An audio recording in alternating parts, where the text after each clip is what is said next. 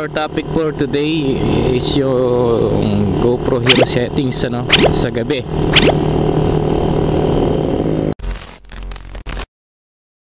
So, what's up? Good morning. Alright. It's a beautiful morning of Wednesday. Alright, pagas lang muna tayo at para tayo makarating sa ating patutunguhan.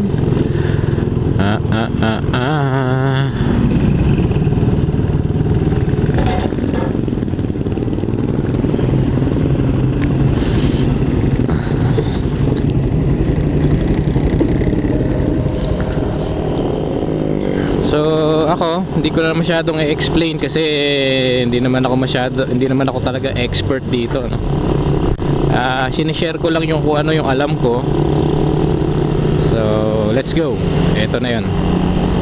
So sa night settings guys, sa GoPro Hero 3 Plus, no? Actually may mga binabago lang naman tayong, hindi naman marami. So may mga couple settings lang naman tayo na binabago, no?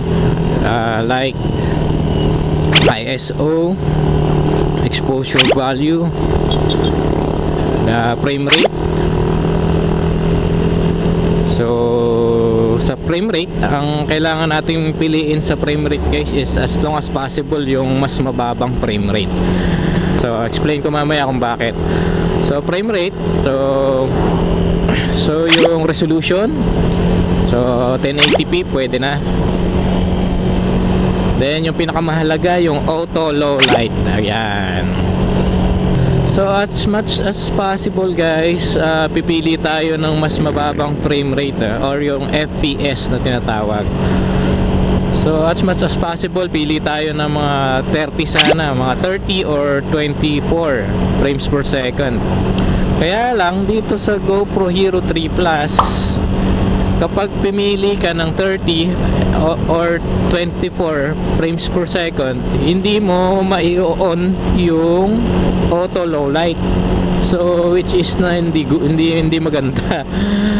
So dapat na mai-on natin yung auto low light. Kasi yung auto low light, mas in-enhance niya yung liwanag eh. Kumbaga pag may na-detect siya na liwanag, mas pumapasok sa lente yung liwanag. Ngayon kung sarado yon, eh magiging madilim pa rin yung ano natin, yung footage natin. So importante bukas yun, kasi may kaukulang frame rate siya na na parang sabihin natin compatible, parang ganun. Compatible siya sa ganitong frame rate, doon lang siya ma-on o mata-turn on. So sa GoPro Hero 3 Plus, mata-turn on mo siya sa pinakamababang frame rate na 48 frames per second. So ang pinipili ko na settings ang frame rate para sa gabi yung 48, kasi doon ko lang ma-turn on yung auto low light eh.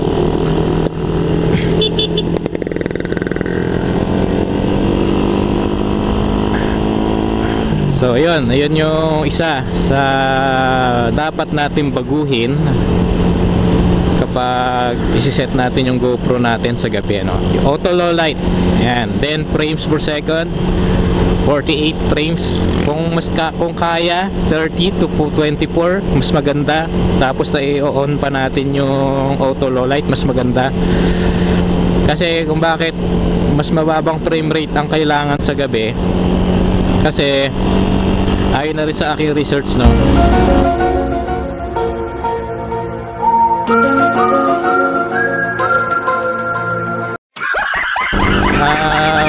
mas mababa, syempre mas kokonti yung frames niya per second, kokonti lang.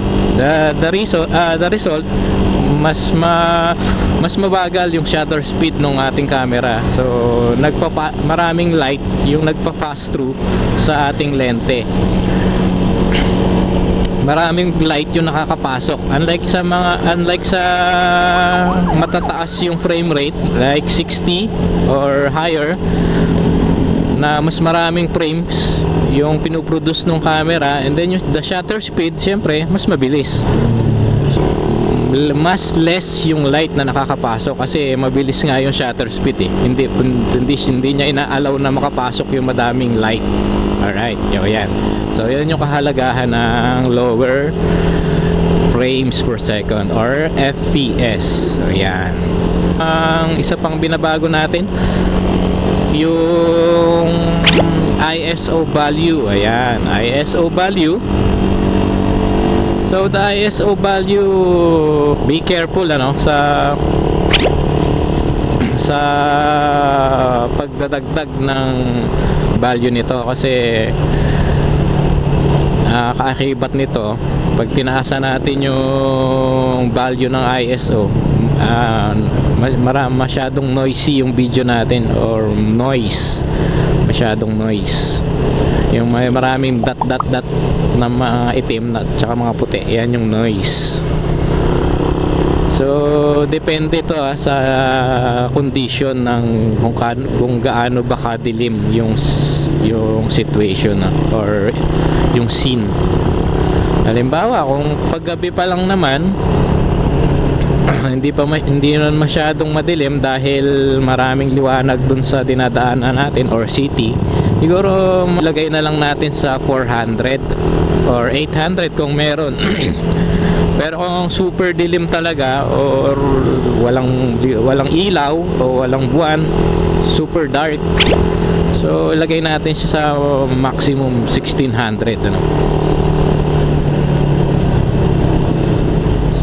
So yun, depende rin talaga sa sa condition para tayo magse-set ng GoPro settings para sa gabi. At last, hindi pa last, mayroon pa pala. At isa pa na babaguhin natin yung EV, exposure value. So kailangan dagdagan natin ng value.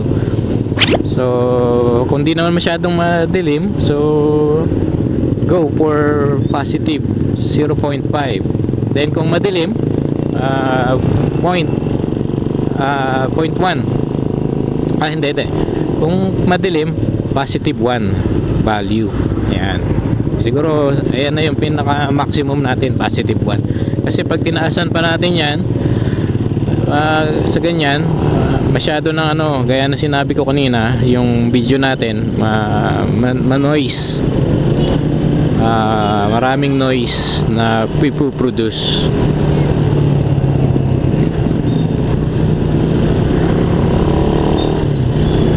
At isa pa na naalala ko, buti na lang naalala ko isa pa dapat natin piliin,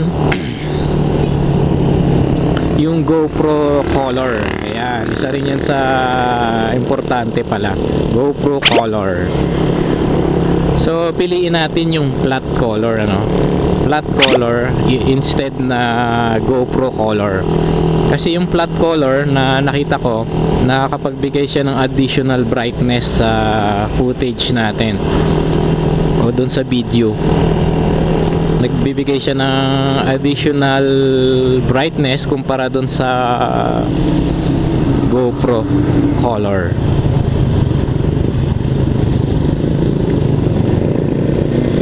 So yun lang. Then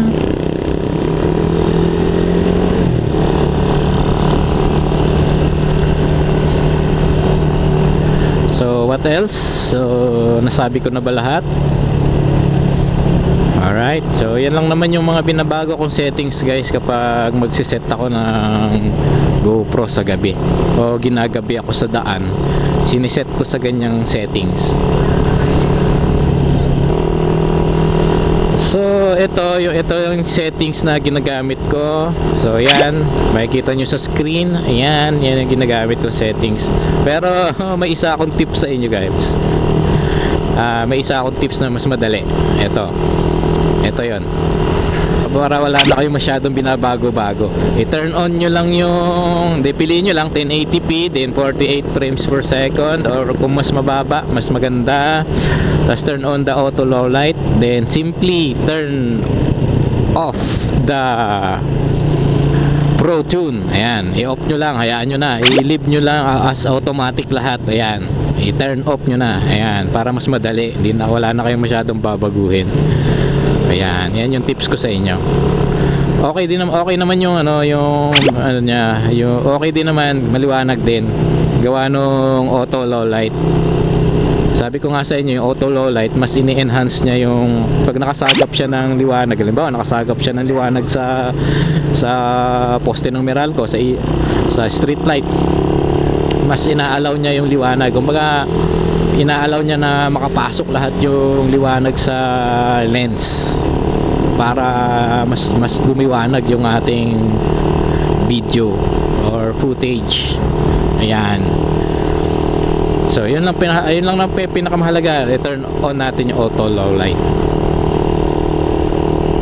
Then yung isang settings, yun yung maraming binabago, yung kailangan mong i-set dun sa pag naka-on yung Pro Tune, i-on mo yung Pro Tune, then choose the color flat instead of GoPro color, then ISO set mo sa 1600, then exposure value positive 1.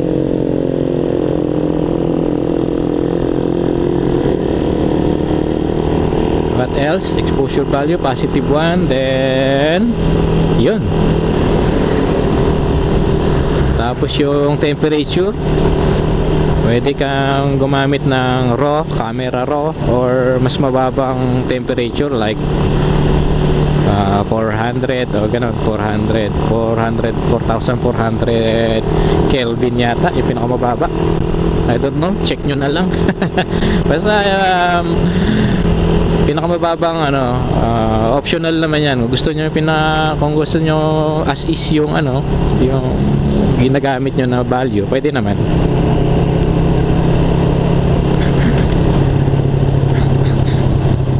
So yun lang guys, tips ko sa inyo para sa GoPro settings. So at the end of this video, ipapakita ko yung mga comparison versus dun sa normal na settings na ginagamit natin pang daylight at yung pang night, pang gabi. So ipapakita ko sa inyo yung mga, para makita nyo yung difference. So yan, yun lang. So yun lang naman ang tips ko sa inyo guys. So syempre kung anong nalalaman ko, sinishare ko rin sa inyo.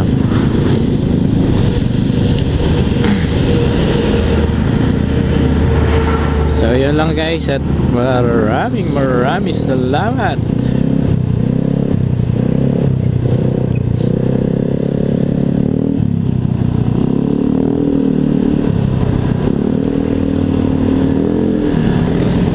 Wow, ganda ng araw. So yun lang guys, maraming salamat. Kung may natutunan kayo dito at kung nagustuhan nyo, huwag na mag-atubiling mag-like and subscribe sa ating munting channel. Alright, para sa mga susunod pa nating video, updated tayo.